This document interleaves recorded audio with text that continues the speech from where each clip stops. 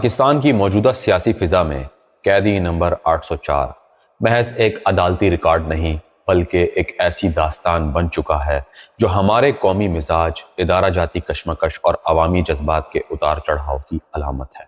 تاریخ ہمیں بتاتی ہے کہ جب بھی کسی قوم کا مقبول رہنما گرفتاری کے پس منظر میں آتا ہے تو اس کی بازگشت صرف عدالتوں تک محدود نہیں رہتی بلکہ پورے معاشرے میں ایک نفسیاتی ارتعاش پیدا کرتی ہے۔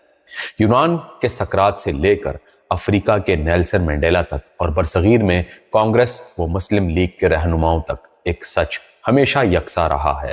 قید میں جانے والا لیڈر صرف فرد نہیں رہتا، وہ علامت بن جاتا ہے، ایک سوال بن جاتا ہے۔ قیدی نمبر 804 بھی آج پاکستان کی قوم کے سامنے محض ایک شخص نہیں، ایک علامت کے طور پر کھڑا ہے، امید کی بھی، غصے کی بھی اور بے چینی کی بھی۔ لیکن اصل خطرہ یہاں پیدا ہوتا ہے۔ تاریخ گواہ ہے کہ ہر سیاسی ہنگامے میں کچھ